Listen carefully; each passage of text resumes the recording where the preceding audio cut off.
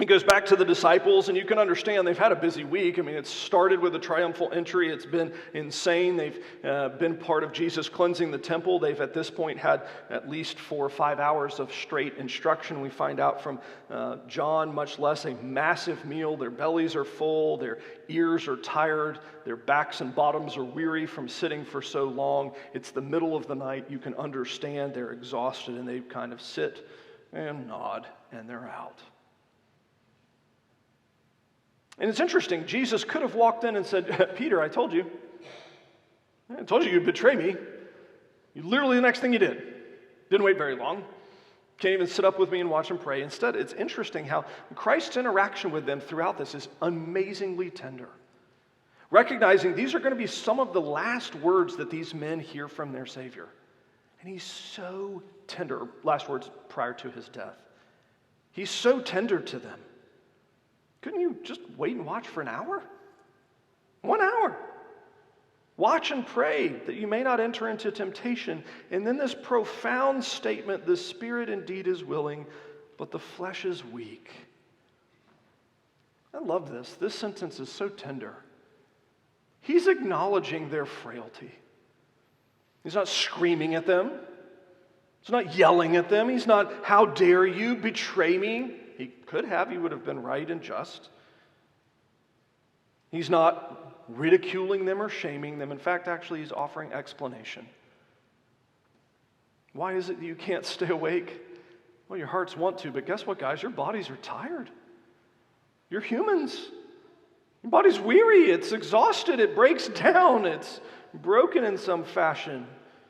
You're beat. In fact, actually, they fall asleep, he wakes them up, he goes away and prays for a bit, he comes back, they've fallen asleep. Matthew doesn't record it, but we find out one of the other Gospels, he again encouraged them, exhorts them to awake and pray for their own hearts and such. He goes away and prays for the third time, comes back, and they're out cold.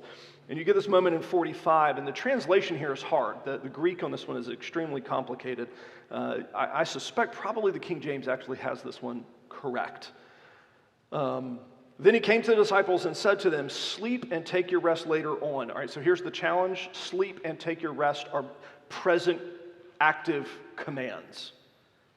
And the later on is a word that could mean later on, or it could mean like right now, but then also later on.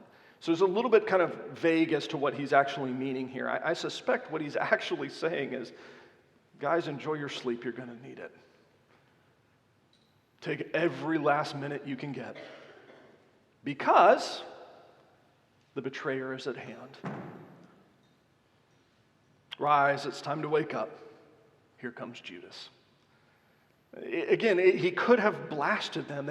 They've disobeyed his commands at this point 3 times. I mean, as a parent, if your kids had disobeyed you 3 times in the space of 2 hours for the serious commands, we probably wouldn't be too happy with them. And yet, interestingly, what does he do with them? He gives them the last few moments of sleep that they can possibly get, and wakes them up just in time for the action to start. You see, what we have here is a man who is so filled with the Spirit, a man who is so in connection with his Father that is displaying righteousness in a way that we never will this side of heaven. He is the Messiah. He is the Christ, the Son of God, very God himself. But in doing so, displays perfect righteousness. And I love the fact that even in this moment, you get to see him at his absolute most broken. This is the part where in one of the other Gospels it's recorded that his prayer life is so aggressive, it's so emotional, it's so broken that his capillaries are bursting and blood is coming out of his skin. That's really traumatic. And I've only known that one time where a friend of mine had a situation like that happen, and it was because she had gotten food poisoning so violently that she had burst the capillaries in her eyes, and her eyes started bleeding. That is trauma, friends. That's what this man's prayer life is. Our Savior's prayer life is so intensely traumatic at this point. He knows what the wrath of God is, and even in the midst of contemplating God's wrath and his impending death, he is tender and kind and compassionate and loving to his people.